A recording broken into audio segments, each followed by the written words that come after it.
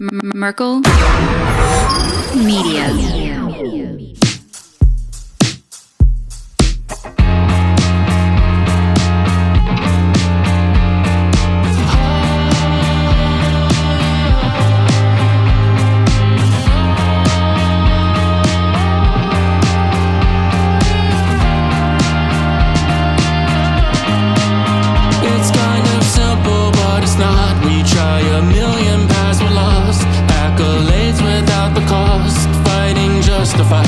I'm exhausted, looking for everything in the shadows. Start looking at people like they don't matter. I'm waking up to the fact, more than a little bit shallow.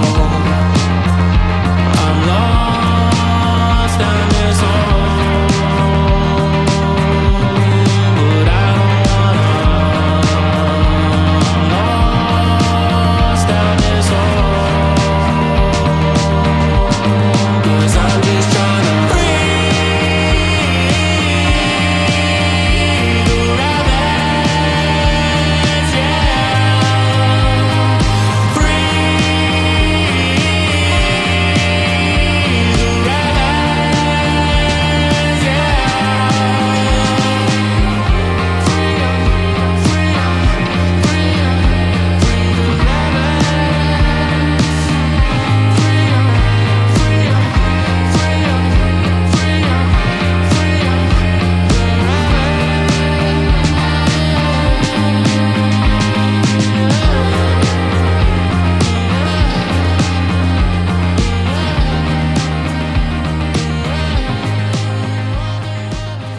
Hey, what's going on, guys? This is Joel Thomas, and we are back this week with another episode. I'm just giving you guys a heads up this week.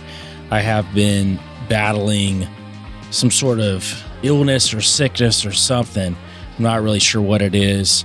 Went out of town this past weekend, and I came back, and I really wasn't feeling good, under the weather. Kept battling it, and then I woke up the day I was going to record this and still feeling pretty bad, actually worse, but I was able to get it together and record so I would have an episode for you guys on Monday. And I think we're going to do something a little bit different. I've had several people reach out to me since I started the podcast and are asking, when am I going to do an episode about my life, about what brought me to walking away from God, what happened during that period of time, and then what brought me back to God.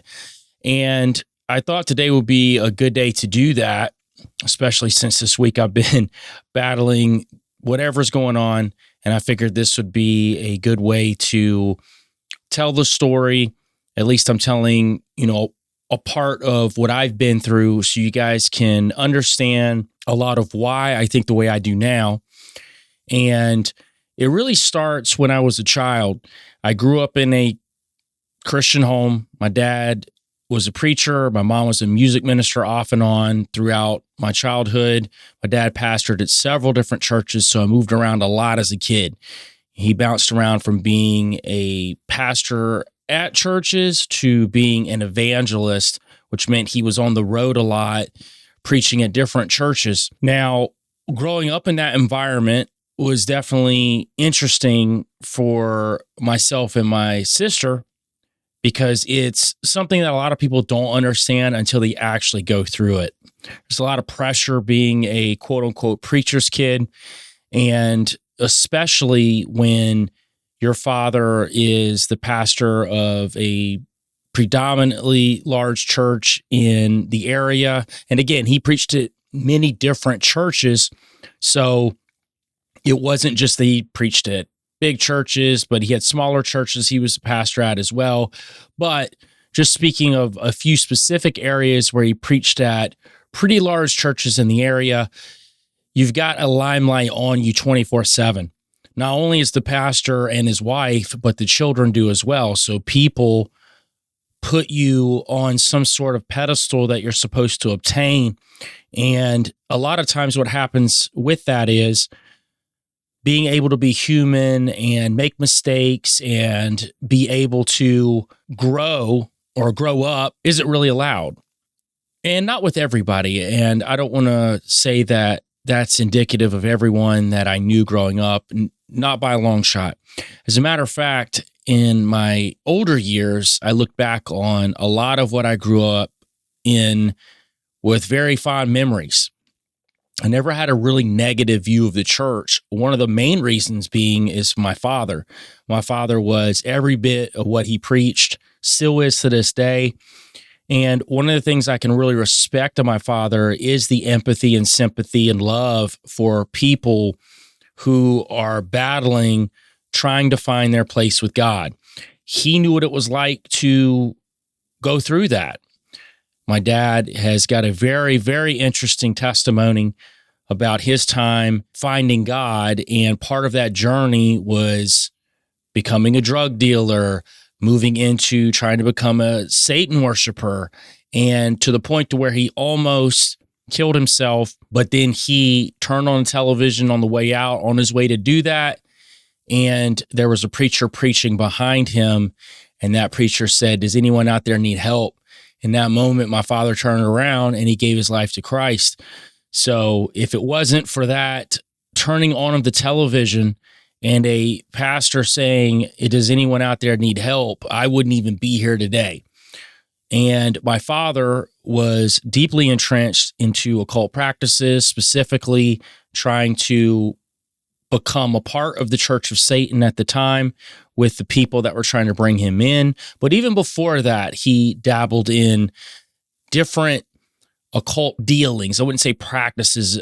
From my understanding from my father, that he wasn't actually seeking out those things at that time, but he knew people that did practice some of these magical practices, and he saw some very weird things. And specifically, when he went into becoming a Satan worshiper, he had tons of different experiences that can only be described as supernatural.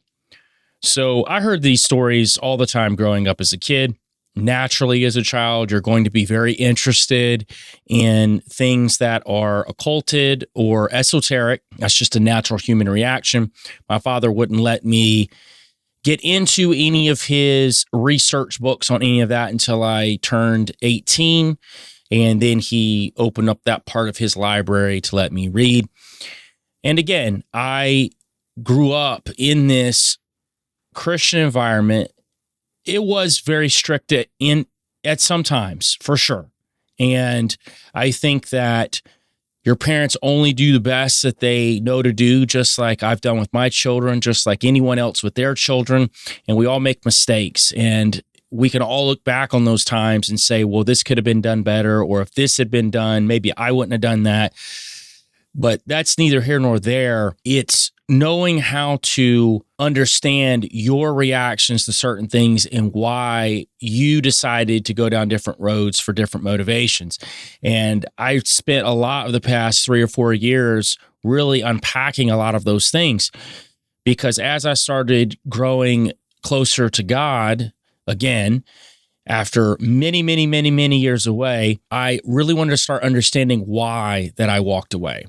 And part of that was understanding the past and understanding what was it that pushed me into wanting to basically go into business for myself. Well, in high school, I wanted to be a basketball star. That was my one main true goal outside of academics, which I was really, really good at in high school.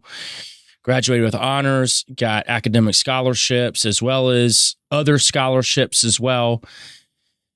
But on the way to do that, I wanted to be a basketball star. And I went through a lot of trials and tribulations. But eventually, by my senior year, I became what I wanted to be in the basketball world. As a matter of fact, I was offered to play for a now Division II school.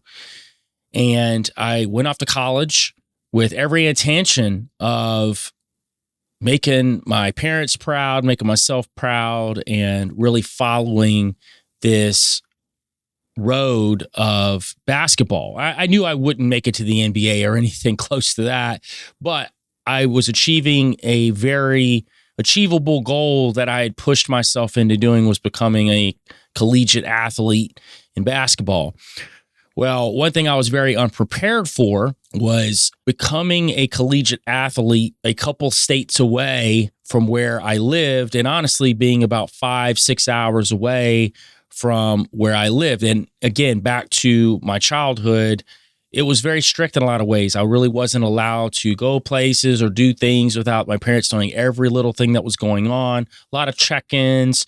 There were times I had to be home where other kids were allowed to be out. Again, not saying any of that's necessarily good or bad, but when you have those kind of restrictions and then you go into an environment where there's zero restrictions, and then you're a college athlete where everything's laid at your feet and you don't even know what those things are until you're put in those situations. What's up, guys? Before we get back into the episode, I just wanted to let people know here on YouTube who have been reaching out to me asking how they can donate to the show to help with the show's growth. You can become a member here on YouTube now. We have 3 different tiers: Nephilim Portal Babies, Nephilim Hunter, and Good Nephilim. And all of them have a few different things that are different from each other. One of the main things that all 3 of them have is custom emojis that you can use in any of the chats or in any of the comments.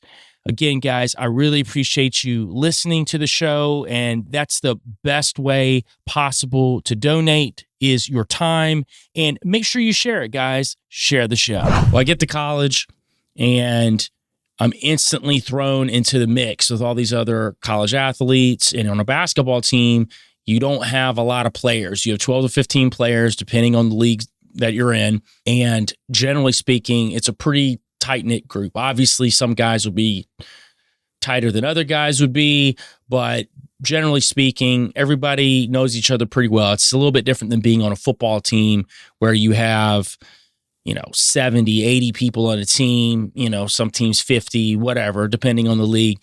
And you don't know people as well.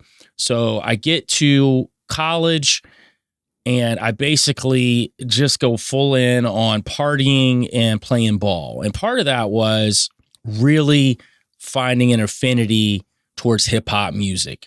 I already loved hip hop music before I went to college, but when I went to college was when I really got introduced to a myriad of different artists.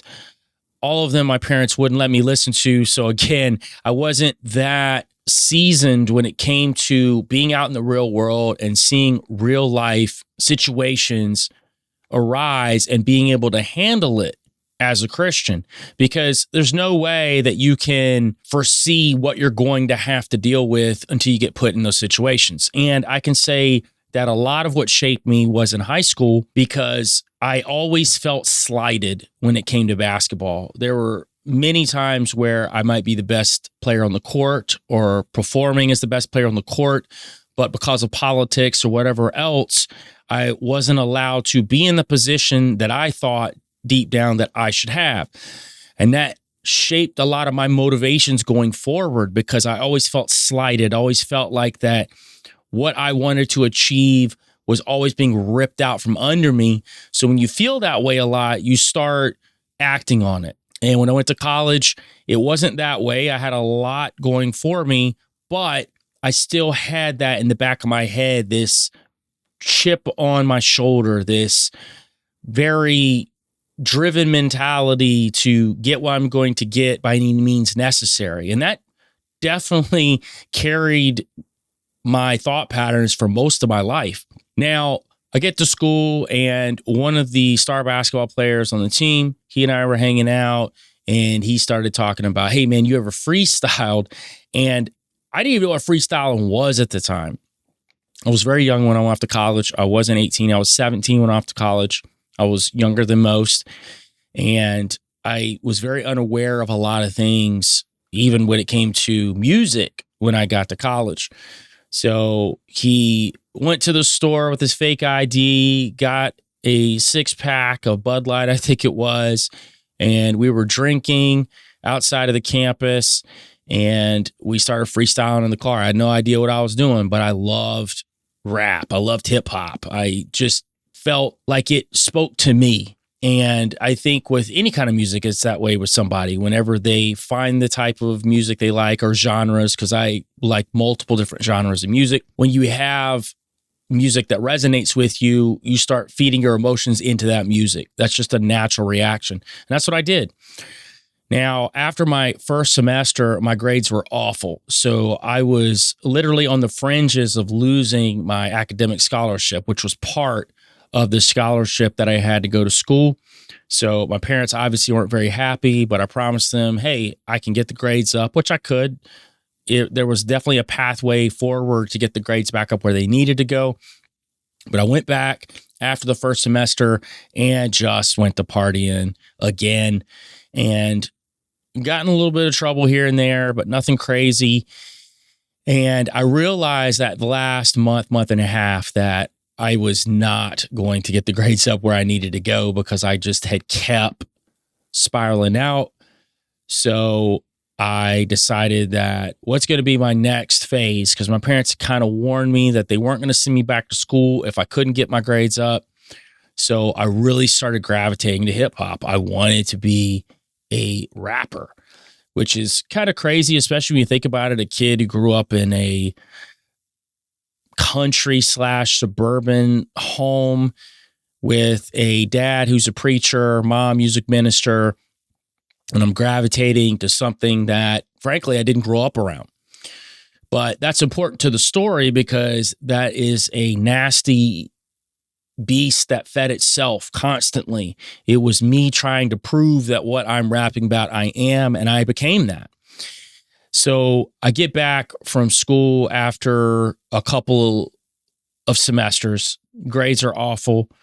Coaching the basketball team still wanted me to play there. He felt like I would do well if I came back again. My parents were against it, and I went headlong into hip hop. At the time, they didn't know I was even pursuing that, and they ended up finding out in a really funny way. Now I'm looking back on it. I was at church because they still required me to go to church, even though I didn't want to go. And I had wrote a note to a friend on the back of one of those old offering envelopes, and I'd kept it in my pocket. So I was telling him that I was going to be a rapper, and they found it, and it became a whole deal, as it did my family. You know, sometimes, and I've learned with my kids, sometimes when they say certain things they want to do or whatever, sometimes I just let the wind go out of the sails on certain things, because I know if I push them too hard one direction, it's going to make them want to do it more.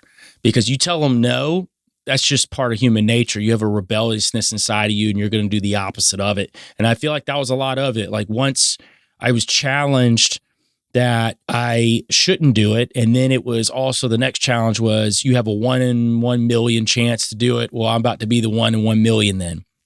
Now, part of the deal of me coming home was I needed to go to another college and get my grades up. And I needed to perform at a level that I was capable of, or I'd be out of the house. Well, I did. I actually performed to the level that I was capable of. I was making straight A's at one of the community colleges that was in the area.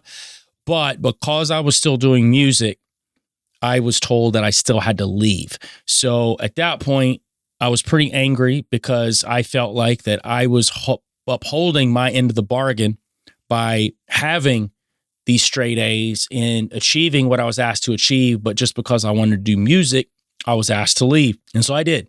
I ended up getting an apartment with one of my good friends at the time, and I quit school. I was working at restaurants, and I was just pursuing music. Now, during all this time, I had connected with some guys who were artists themselves, who had brought me into their fold. Now, I was the only white guy that was brought in. That's important to the story throughout, because I need to explain certain parts of my life so people understand what those things mean. So those guys brought me in, and for the most part, connected to me just like a brother. And I would say the guys that still were doing music throughout the next few years with me, absolutely. You know, we didn't even look at the fact that we were of different races outside of, you know, the jokes that we would have or whatever else. It was just a camaraderie, and we all had a centralized goal and where we wanted to get to musically. And I really worked on my craft. I really honed on my craft. Well, during that period of time where I was staying at this particular apartment with my good friend Travis at the time, I ended up getting in some pretty big trouble. There was a girl who kind of hung out with us here and there that knew us, and her brother had gotten in trouble with the law. And to get him out of trouble, and we found all of this retrospectively later on, that she was going to set someone up, a big drug dealer in town. Now, I'm going to say this right here and now. I've never sold drugs. I've never been a drug dealer. I knew a lot of drug dealers. Some of them are my very close friends, but that was one thing I wasn't willing to go down, was be a drug dealer. I've done drugs for sure, but I've never been a drug dealer. That wasn't something that appealed to me. I just wanted to do music, talk about the things that I did. Obviously, there's a level of embellishment that you do on tracks to bring yourself up to that. So I came from a home that's not from the streets. That's not from that environment. But now I'm thrown into an environment with a bunch of guys that are like that. So then you become that. And I've known guys who have grown up with great childhoods and have turned into the opposite of that, depending on their choices. And basically that's what I was doing. You know, for me, it was chasing women, experimenting with drugs. I say experimenting because I've never been hooked on any kind of narcotics, and becoming an alcoholic and all of these things that come along with that persona. And frankly, when you're the one lone white guy in a group of a bunch of black dudes, and honestly, many, many other races and cultures, as I kept getting older, you do what you can to impress the people around you. And if that means you have to amp it up 10 levels past them, you do that. And I did that consistently. I was always willing to take it to the next level, because in that culture, I wanted to be the craziest. You want to be the crazy white dude, because the crazy white dude you don't mess with. And I did everything to become that. But honestly, that was just a shell that I was building around myself, really to protect a lot of loneliness and a lot of insecurities I had going on inside me. And believe me, I did talk about a lot of those insecurities and things on the tracks that I recorded, because I tried to be as honest as possible with music. As much as I say embellishing in music, it really was more of an embellishment so then that I would become that. And I did. So I would say things on tracks, and if I had the opportunity to do them in real life, I did them. So then I could point and say, hey, I'm exactly what I'm rapping about. I'm practicing what I preach, which you see a lot in hip hop where guys don't actually do that. I was with a lot of dudes that lived that life. So you wanted to present yourself in the same way, or you would get outed as being a fraudulent or a fake. Well, back to the girl who set us up. She told the police officers that we were big time drug dealers, and they set up a sting. She came and bought a bunch of marijuana from my friend Travis while I was at work. I knew nothing of this was going down. Honestly, I think about it now, and I definitely would have stopped the transaction from happening if I would have heard anything about this, because it was all very fishy. This girl shows up at the house with stacks of 100s. Again, I don't hear about this till later, but she doesn't have this kind of money. She never has. And Travis ends up selling her a minimal amount. It wasn't very much, but it was enough to say he made a transaction. So the police officers are watching us over the weekend. We did have a lot of people in and out that weekend because there were a lot of parties going on there. There wasn't any drug dealing going there from us at all, but it was enough for them to have a warrant to come up in the house. And the way it worked out, I left work with some old friends from high school. We were going back to my house to do what we always did, party. I get back there, open the door. There's police officers all in the house. All my friends are handcuffed everywhere. They've got guns on me, and they check my pockets. And I had on me some narcotics, some ecstasy pills, which were really big at the time. MDMA. A lot of people will remember when Molly became really popular in the past 6-7 years. That was just a more powderized format of it. The old school ecstasy had a lot of different things mixed in it. So they found a couple of pills on me that I had literally bought that night, and those were felony charges per each pill. So we went down to the station. My buddy gets out on bail that night because, all they found in the house was, I think $15 worth of marijuana. So they were absolutely livid.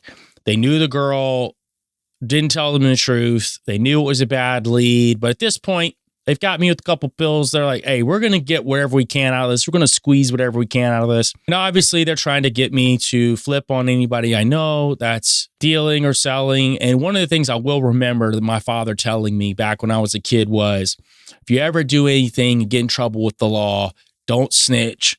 Take responsibility for what you did, because you're the one that got yourself in that predicament.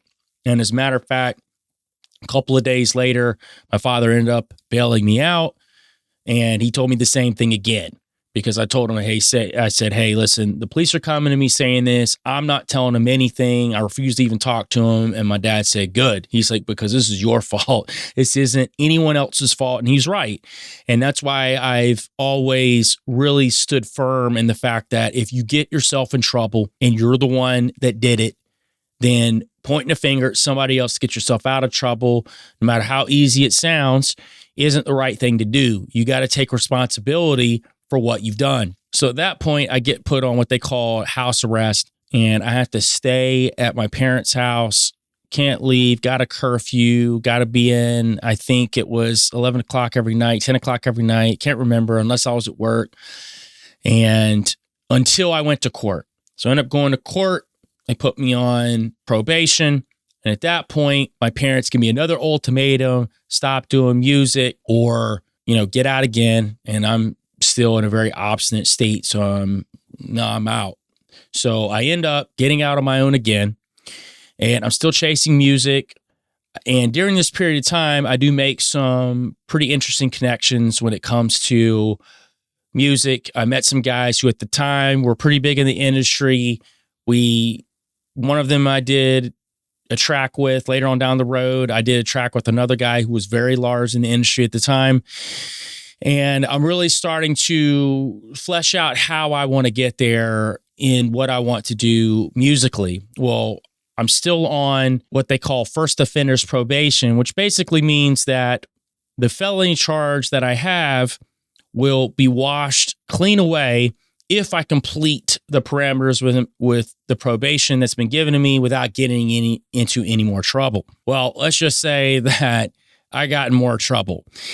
So I had a big record release party at one of the spots locally, and a lot of people came out, had a good time, went to the after party, ended up hanging out with the girl that I knew, ended up leaving with her. Long story short, I'm driving the vehicle, no license, marijuana in the car, and I run a red light in the middle of the night, and there's a cop there. So he pulls me over.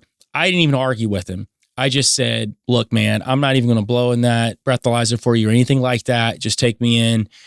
So the girl I was riding with ended up pinning the marijuana on me, which at the time I wasn't smoking or anything like that. So I got additional charges. And because of this, I ended up having to do about half a year within a probation detention center, which I like to call mini prison. It's not really prison in the sense of long-term, it's just short-term prison, anywhere from a few months to 5 years. And you'll get guys from all different systems, right? You'll get some guys that are on the back end of a long stretch in a larger penitentiary. They'll come do their minute of their time there. You'll get some people who have, violated with the same charge, like DUIs 3 or 4 times. They'll end up there to do a pretty lengthy sentence. So you get a different conglomeration of a lot of different guys from different walks of life and different charges. So I ended up going there, and that didn't really deter me away from the lifestyle I wanted to live. If anything, it gave me the juice that I needed. Wow, I've got the jail time to go along with it now. And this was my first time in jail by any stretch. I'd done, day or two here or there before that, but this was my first time doing any kind of length of time. And I'm not here to glorify it because, listen, there are guys who have done way more time than 6 months. But for me at the time, that was a big deal. And it's like the guys in there will tell you, anytime's time away from your family, time away from the real world. And one thing I did make a choice to not do while I was in there was go back for anything like that again. I wasn't going to be away from my daughter who had just been born right before I got locked up. And that was very important for me to be there for her life. So I get out and I attempt to go down a more straight and narrow path. I'm still doing music. I'm still chasing the dream, but I am limiting the amount of trouble I can get into. Now, that's not saying I'm limiting the people around me that are doing some of those things that can get you into trouble, because they're still around. So there were definitely times where things got hairy or things felt hairy, and I was a little worried about, what could happen through that. So I get out, and this is when I told you guys that on the My Paranormal Story Time, I talked about this girl who was my son's mom who had this weird paranormal experience. And this is when I met her. And within about a year, my son's coming along the way, and I am full on into chasing this hip hop dream. I've had some really good connections, but then she and I go through a pretty nasty divorce period for about a year and a half, 2 years. And once we get through that, then I am back pushing on this music again. At the time, I had custody of my son, so he and I are kind of just rolling together throughout this. And I start creating a new group of friends that are around me. Now, a lot of these guys are what the old slang would be D-boys or dope boys. They sold a lot of dope. And I had some of the other friends that were around us that didn't, but they were pretty scandalous individuals as well. Not to say that I wasn't too, because I was, just as involved with some of these things as they were. But it was all part of me chasing this lifestyle. And as I'm going through this, I'm getting very close multiple times to getting to where I want to musically, but I just can't seem to crack through that particular wall. And at that particular time, the Illuminati craze started happening in hip hop. We started seeing Jay-Z throwing up the rock symbol more and more, and people started connecting that to the Eye of Providence or the eye over the pyramid on the back of the dollar bill, the symbol of the Illuminati. You had all of these other names that were involved in hip hop that were said to have sold their soul to achieve wealth and fame. And not just hip hop, but pop too. It became a big thing. People started getting real interested in symbolism. And I've told you guys this before. I've been looking into conspiracy since I was a kid. And I was very aware when this stuff was happening, what was going on. And at the time, one of my really close friends, he and I were roommates, and he was my hype man on all my shows, and he and I rolled everywhere together. And he and I kind of made a pact one day that, listen, whatever we got to do, whatever we got to sell, if it's our souls to get to that, we're going to get that.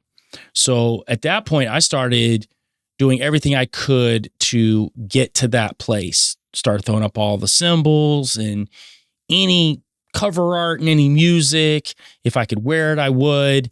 And part of that was looking to be a Freemason, because I knew that Freemasonry was kind of the gateway drug to getting into all these other secret societies, or at least that's what I've been reading and seeing, right? So I started looking into how I could do this. And obviously the easiest way to do it is go online and start looking into forums and finding out, what is it I need to do or say. And I found there's a specific phrase that you can say to Freemasons if you know they're one, and you can say it to them and then they will respond in a way that either they say, okay, well, why do you want to do this or be this? And then offer a way forward, or they'll just turn you down. So at the time, I was waiting at a different restaurant at the time. I bounced around through all kind of restaurants because it was very easy for me to work my music schedule around that. So I am waiting on a table, and I notice this guy has a polo on, and he's got a square and compass with the G in the middle. I knew what it meant. And at the end of the meal, I said the phrase to the guy, and the guy shook my hand, and he said, listen, here's my card. Give me a call. I told him my situation. I said, hey, look, me and a friend of mine are looking to become Freemasons, and we are looking to find a lodge that will accept us. He said, listen, you guys come out here. We do dinner every Tuesday night before we have our meeting. This is when the general public or potential members can come in. He said, you guys come out here, we'll sit down, talk with you, and then we'll let you know what we think from there. So keep in mind, my best friend at the time is black. He's got dreads down to his shoulders and all tattooed up. I'm tattooed up. And we go to this Freemasonic lodge, and it's all old white guys, all of them. So we get in there. It's a little uncomfortable at first, but the guy that I had talked to initially, he was the worshipful master of the lodge, and he was younger. He was in his 30s, and one of his good friends that was in the lodge was also in his 30s. So they sat down and ate with us. We had a good meal with them. They were really nice. And at the end, he said, listen, I'm going to be honest with you. I'm perfectly fine with you guys coming in here. But I can tell you these older guys who have been in part of the lodge for years and years and years will not be okay with him joining the lodge. And he pointed to my friend who was African-American, and he said that he just would not be allowed to come in.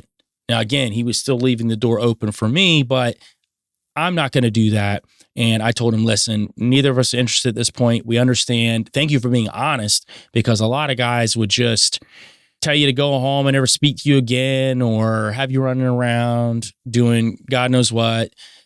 They didn't. At least they were honest about the situation. And this is how it was in the South at the time. Things have changed a lot since those days, but at the time you had two factions of Freemasonry. You have what they call mainstream Freemasonry, and then you have PHA, which is Prince Hall affiliated, the Prince Hall Freemasons, which are in the South, typically all black or other ethnic groups that aren't white that are allowed into that particular lodge. Now, at this point, I pretty much know we're not getting into the mainstream lodge. And to preface this, PHA and the mainstream Freemasons are all under the same umbrella coming out of England. So they're both treated the same. When you get up north, especially during that time, they interact with each other fluidly. There's no barrier between them. Now, it's changed a lot in the South now, where they actually do interact a lot now. And you see more ethnic groups becoming mainstream Freemasons now. It's a little more freewheeling than it was when I started out. But at the time, I knew that going the mainstream route was just not going to work, not if we both wanted an opportunity. So I basically was playing the waiting game. I didn't know who to talk to, who to ask. And about a year later, I'm working at a different restaurant this time, and I'm waiting on a table, and it was a table full of black ladies, and they were out on some sort of bachelorette party. And towards the end of the meal, a guy comes walking in, big black dude. He had a wooden chain that was beaded, and then right here was a wooden square and compass that hung from it. So I knew he was a Freemason at that point. And he came in, ended up taking care of the entire bill. And as they were getting up to leave, I walked up to him and I said the phrase. He turned around and kind of smirked at me a little bit and said, all right, man. He said, here's my number. Call me at this specific time and date. I'll talk to you then. So I did. Called him on that time and date. We talked for a while. He asked why I wanted to be a Freemason, why I wanted specifically to be a Prince Hall Freemason. And they'd never had a white man inducted into that particular lodge. And not that there weren't white people that had become Prince Hall Freemasons in the South. There were plenty, but that particular lodge, there hadn't been any. And I told him my story about what happened at the other lodge. He felt very compelled to go to the worshipful master there, ended up meeting with the worshipful master there, and they set up a time for us to come in with some other potential members. And we sat down, and basically they gave us the yay or nay, whether they were going to put us through the initiation process or not. And my friend and I were given the okay. So he and I started going through it together. And just for safety purposes, I'm not going to get into the specifics of what I did while being a Freemason. I'll talk about some things as much as possible, but I do want to say that, and I've had people do this over the past 4 years, and they've gotten really angry when I won't go into some specifics of certain things. And they say, well, you got to expose, you got to put the light on it. Well, I can be honest with you that a lot of exposing has been done online. So a lot of those things you can find online, number one. Number two, I'm not going to put myself or my family in any kind of possible danger. Not to say that I think specifically any of these guys are coming to get me, but I'm not going to do anything that could possibly put them in any kind of firing squad, metaphorically. There's no way I would do that. But I can at least talk about my personal interactions with becoming a Freemason and what it drove me to now and why I am who I am now. So as we're going through the initiation process, there was a moment where I passed and my best friend failed. And he was essentially kicked out of the initiation process while I was welcomed with open arms and basically fast-tracked to becoming a Master Mason, which is 3rd degree. And at that point, you are what they call on the level. So any other Freemason you are on the level with, no matter if they're a 33rd degree or you're a 3rd degree. In theory, you're on the same level.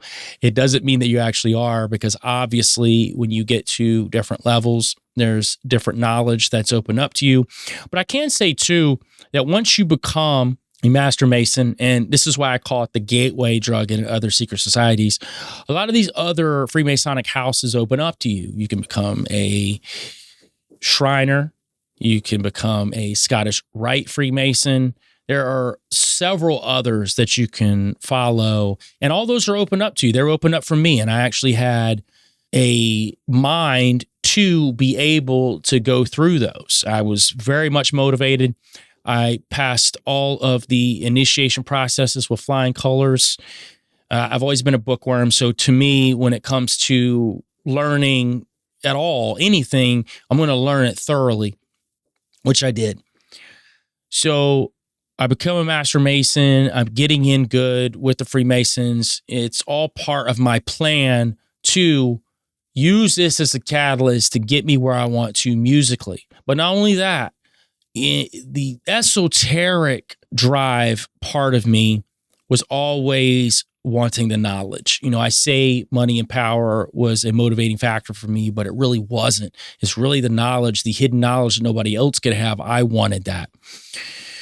So I get in there, and I know that there are a few guys in there that seemingly to me picked up on why I might be in there.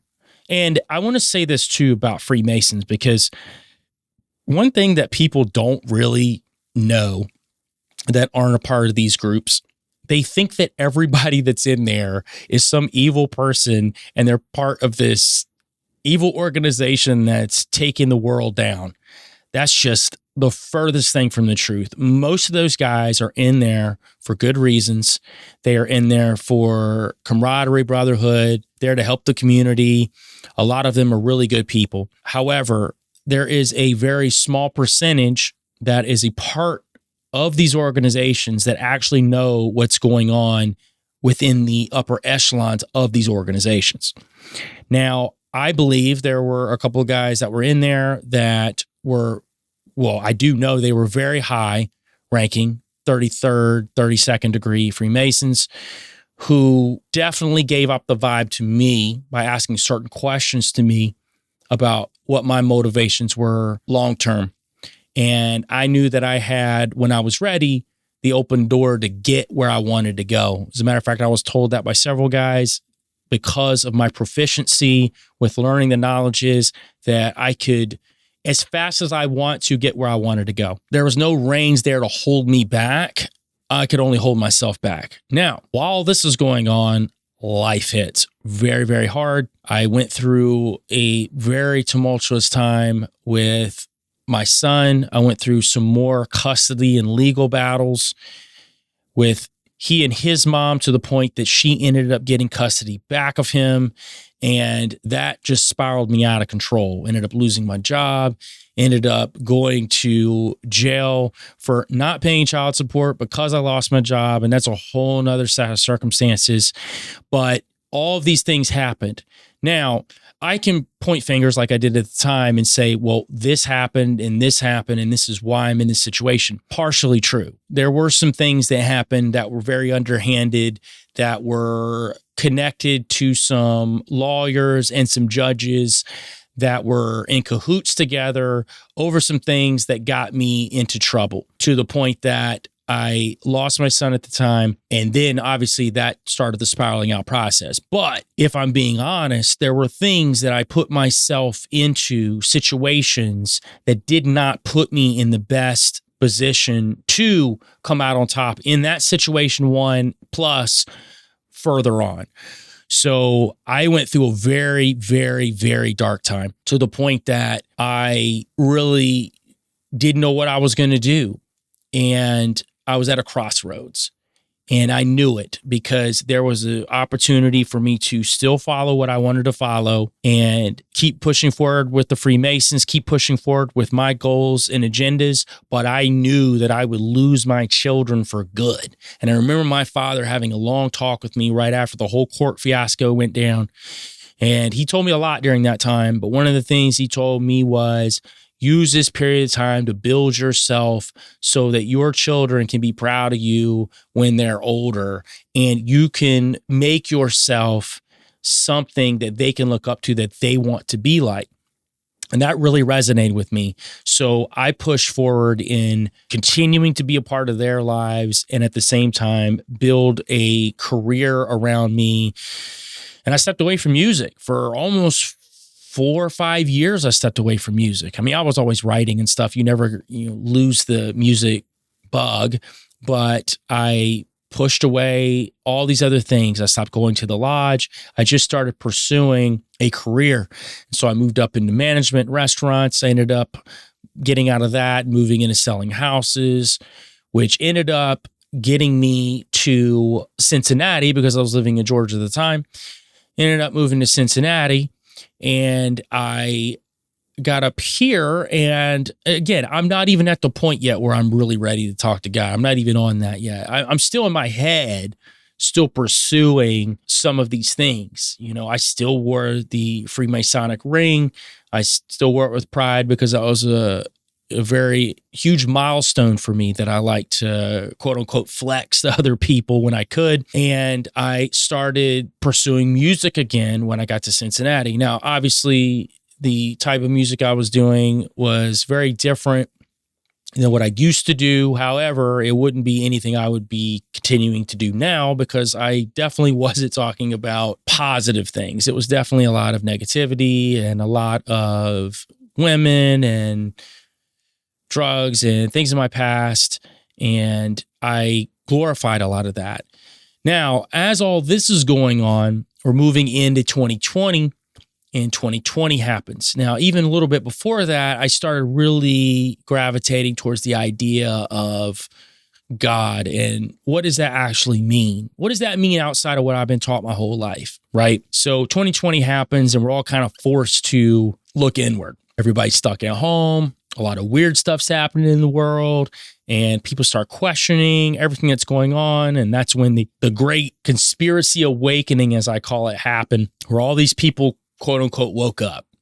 Now, I don't think that it's been all good. And I think that these days we're seeing a huge negative part of that because people just say whatever and people believe it. They just preface it with the government doesn't want you to know this. And then whatever they say after that, people believe. And that's kind of where we are now with it. But at the time, I think people were just really starting to wake up. And for me, it wasn't an awakening with what the government was doing or what's going on behind the scenes. I was very aware of that since I was a kid. So that was nothing new to me. The whole 2020, 2021 fiasco that went on, I was very aware of a lot of that on its onset. I knew there were things that weren't right with all of it. And that wasn't the surprise to me. The bigger surprise was when I started looking at God as being someone who actually cared for me as opposed to just some being who really didn't care at all about anything that I wanted or needed, because that was always in my mind frame. You got to do these things and then you're blessed. You got to do this and then you're blessed. But if you don't do this and you start failing, then you're not blessed. And it becomes this vicious cycle. It's like this perfectionist view of Christianity that a ton of Christians have, to the point that, I saw a Christian the other day get mad at somebody's cover art because they felt like it wasn't Christian enough, that it would lead people astray, or somebody put a visual in one of their reels or shorts and a Christian starts complaining about it and saying, well, that might make somebody stumble and fall. That's exactly the mentality that people don't want to have anything to do with Christianity because of all the legalism. And that's exactly what I grew up seeing, was a lot of legalism. I'm not necessarily saying for my family either. I'm just saying the environment, right? So when you grow up in that environment of legalism, that every little thing's wrong, then you just want to do what all those things are because you're like, it ain't that bad. So during this 2020 period, I'm starting to find a part of me that wants to find out, what is God in all this? And by chance, one of my producer friends sent one of my songs or one of my albums to Tony Merkel from the Confessionals. And he listened to it, loved it, reached out to me. And he and I met up in Philly for a podcast. And he had a live radio show at the time too. Ended up doing the show with him as well. And from there, he and I became really good friends. But I will say in that moment, I remember him challenging me and saying, listen, I don't know where you are with God. I know that you have this certain past, but I'm challenging you. Find your way with God and you'll find your way to where you need to go in life. And you're very talented. You have a lot of gifts that you can use if you hone them in the way that they need to be honed in. And I took his challenge on board. And not to say that it was an overnight success. People really get this mentality of what's going to happen when they quote unquote become saved or come back to God. And they think it's some instant thing. It's not. It actually took me several years, even working with Tony. Like, I kept seeing new things. I kept growing in different ways. I'm still doing that. So I'm still allowing myself to evolve and change and grow when it comes to God. But that was a huge turning point in my life, but it was a huge process. I went from this very uber Christian family with my dad, who's still a preacher, by the way, and my mom, who was a music minister off and on. And then I went really deep and dark for, I could say at least 18 years, right? And I ended up coming out of that in the end, but sometimes it takes certain things to happen to open your eyes. And that's why I'm so patient, so understanding with people who listen to the show, who don't think like me, or who aren't Christians, who don't look at those things in the same way I do, because I know for a very, very long time that I didn't either.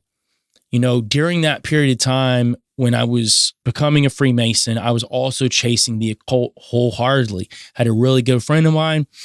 He was, for all intents and purposes, a shaman, And he actually traveled the world and studied with shaman in several mountain ranges. That's all I can really say about that. But he taught me a lot about the occult, taught me how to use Kundalini to unlock my chakras, to then contact entities, taught me how to use tarot, how to read the tarot cards in a way that can help other people see the future or see a future about myself.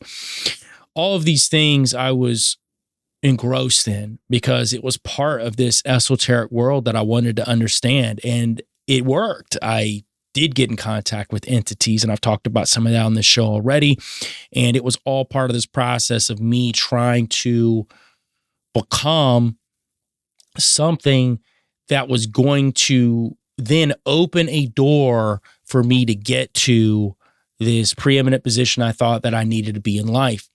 The interesting part is that many people can be deceived into thinking that those things are going to get them those achievements, and those achievements never show up.